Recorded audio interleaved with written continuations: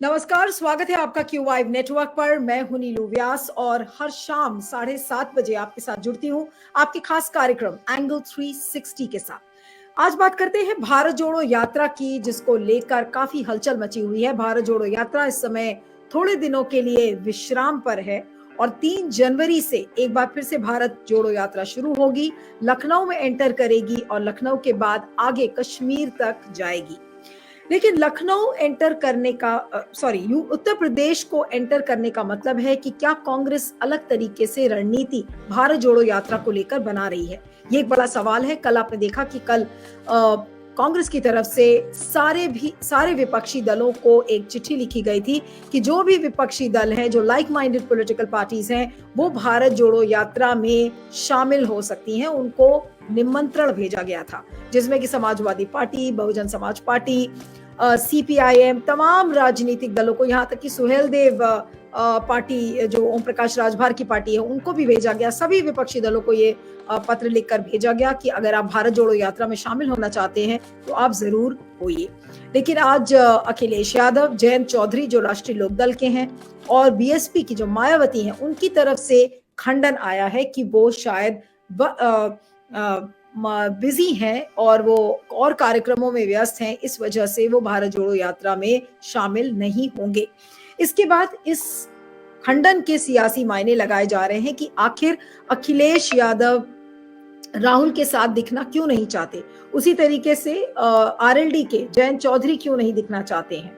क्या इसके पीछे कोई रणनीति है? मायावती का कारण बहुत सारे लोगों को पता ही है कि वो अपने आप को अपने पत्ते वो जल्दी खोलती नहीं है, लेकिन उनका भी अलग रहना, उसके भी कुछ मायने हैं। लेकिन सब मिलाकर जो लोग सवाल पूछ रहे हैं कि इसको 2024 की नजर से अगर हम देखें तो जो विपक्षी एकजुटता को लेकर जिस फ्रंट की बार बार बात हो रही है कि एक फ्रंट बनेगा जिसमें कि सारे विपक्षी दल एकजुट हो जाएंगे, तो क्या कांग्रेस ये काम करने की कोशिश कर रही थी कि भारत जोड़ो यात्रा एक जो सौहार्दपूर्ण यात्रा है, उसके जरिए क्या इस सियासी खेल को भी खेला जाए? लेकिन उस सियासी खेल में क्या कांग्रेस फेल हो गई है? क्योंकि इन सभी विपक्षी दलों ने अपनी एक दूरी बनाने की कोशिश की है भारत जोड़ो यात्रा से।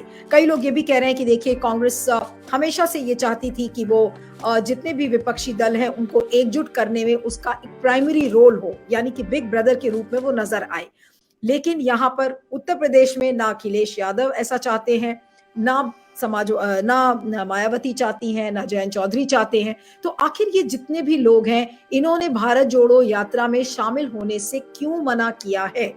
आज की चर्चा में दीपक से शुरू करूंगी, क्योंकि दीपक समाजवादी पार्टी के समर्थक भी हैं, सामाजिक कार्यकर्ता हैं। आज दीपक, अगर ये खबरों के सियासी मायने लगाए जा रहे हैं कि आखिर अखिलेश यादव या फिर जो जयंत चौधरी हैं, आज वो भारत जोड़ो यात्रा में क्यों नहीं शामिल हो रहे हैं, तो उसका कारण क्या आपको लगता है? क्या इसके सियासी मायने निकालने चाहिए या इसे बहुत मामूली तरह से हमें देखना चाहिए? जी देखिए, मैंने मुद्दों पर आधारित समर्थन दिया है, समाजवादी पार्टी को भी और दूसरी पार्टियों को भी। तो मैं एसपी के कार्य, इवन ये जो यात्रा हो रही है, इसके लिए भी हम लोगों के पास लगातार इन्विटेशन आया है कि हमें 3 तारीख को ज्वाइन करना चाहिए या मिलना चाहिए राहुल गांधी से। तो हो सकता है हम लोग जाएं भी, मुलाकात भी करें, तो ऐसा बिल्कुल नहीं है। बतौर सिविल सोसाइटी मेंबर या एक सोशल एक्टिविस्ट के बतौर मुझे ये लगता है कि कांग्रेस ने, एक पॉलिटिकल एनालिसिस ये भी है कि कांग्रेस ने पूरी जनता को या पूरे तमाम लोग, जो लोग दिलचस्पी रखते हैं पॉलिटिक्स में, उसमें ये मैसेज दिया है कि हम एक ब्रॉडर यूनिटी चाहते हैं, और बॉल को दूसरी कोर्ट में डाल दिया है कि now you have to decide कि क्या करना है। हम ये मैसेज दिया, और ये कोई भी समझदार पॉलिटिकल पार्टी करती ही करती।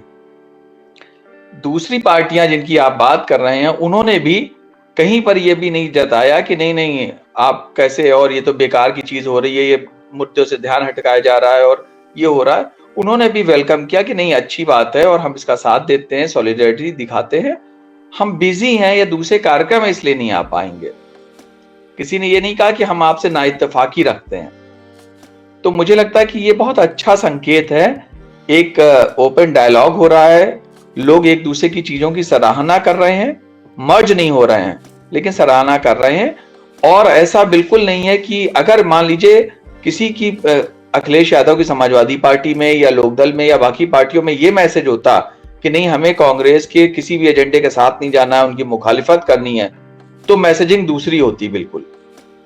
लेकिन अभी ये जो डायलॉग है कि नहीं नहीं हम मजबूरी है नहीं पहुंच पाएंगे लेकिन हमारी शुभकामना है, ये उस ब्रिज के बनने की शुरुआत है, ये उस दोस्ती की शुरुआत है कि हम लोगों को आगे साझे रास्ते पे चलना है। और ये यात्रा वैसे भी जिस मकसद को लेकर हो रही है, भारत जोड़ो यात्रा, तो वो हेट पॉलिटिक्स का बेसिक एजेंडा है। बाकी उसके दीगर चीजें हैं कि हम पॉलिटिकली भारतीय जनता पार्टी की नीतियों के खिलाफ हैं, लेकिन बेसिक इसका वो है कि हमें देश में एकता की जरूरत है जो नफरत फैल रही है। और ये मानते हैं कि हेट पॉलिटिक्स 2014 के बाद से बहुत तेजी से फैली है, तो 2014 के बाद से लोगों का काम करना मुश्किल हो गया है। तो इस हेट पॉलिटिक्स को काउंटर करने हर पॉलिटिकल पार्टी को जरूरत महसूस हो रही है, क्योंकि वो उसका काम करना मुश्किल होता जा रहा है।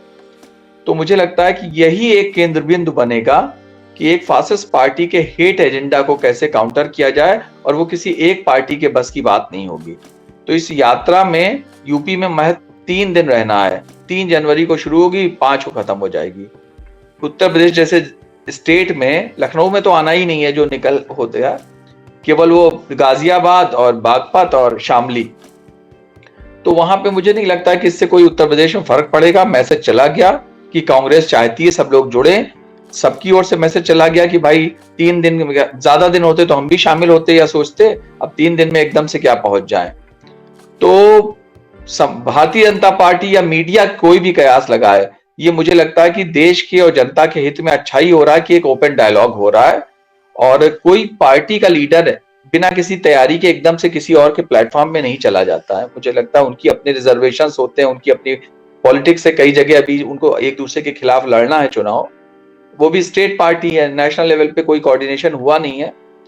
तो हम लोग तो इसको लेकर जो सिविल सोसाइटी के तौर पे या उसपे आशान्वित है। थोड़ा सा ये है कि हम लोग जिस तरह का माहौल हो चुका है उसमें कि सिविल सोसाइटी के मेंबर्स ऐसे सोचते हैं कि मेरे दुख की दवा करे कोई, हम चाहते हैं सब अपना अपना छोड़ के बस एकमात्र जो है जुट जाएं, क्योंकि देश को बचाना है। पर जैसे हम सोचते हैं वैसे पॉलिटिकल पार्टी नहीं सोचती। उनके अपने वोट बैंक होते हैं, उनकी अपनी मजबूरियां होती हैं, उनके अपने रिजर्वेशंस होते हैं।